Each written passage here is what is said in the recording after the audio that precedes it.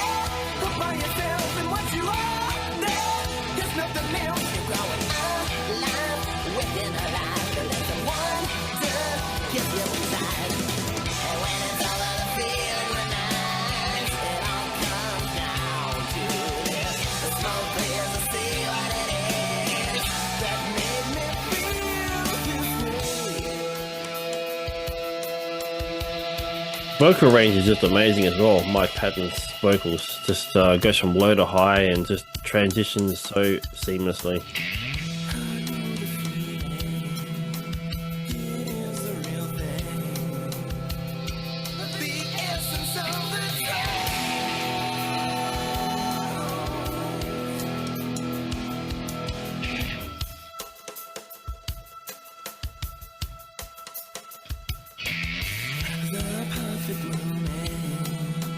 There's a real vibe about this song as well. It's not just the riffs and the groove and all that stuff. There's just a atmosphere, a vibe to the song that it kind of is led a little bit by with the keyboards a bit, you know. I assume they're keyboards. Let me know if they're not keyboards or something, but it sounds like keyboards to me, like that sort of atmospheric sort of layer in the background there. It definitely does have that sort of weird but cool sort of vibe to it. It's one of the things that I really liked about this song is that element of it. And it's sometimes because obviously this is not necessarily a riff-driven song per se. It's definitely got a more of a different thing going on. So every once in a while a song like that sort of captures my attention because, like I said before in other videos, I'm definitely more of a riff-driven sort of person. Obviously, with a lot of it is also drum-based as well, but then there are songs like this where it doesn't really have that leading the song. It's definitely got more of an atmosphere, And that's a really cool thing. I definitely love that kind of stuff as well. So, which is why this song is one of the standouts on the album, in my opinion. Yeah, it's interesting as well, like I mentioned before, about Mike's vocal range because how he just does that. It reminds me of Axl Rose from Guns N' Roses. Axl Rose will change his voice depending on the song and even in within the song as well. And I kind of feel like Mike does that same kind of thing, kind of low and high, and not just the tone of his, but like just the style that he sings and the kind of voice that he uses. He literally changes his voice to match whatever he wants to fit into that song. It's really amazing. Yeah, obviously one of the things that people love about Faith No More is the vocals. This is like the last song that I did, Epic. That was an epic song, but this is really the epic song on the album, in all honesty.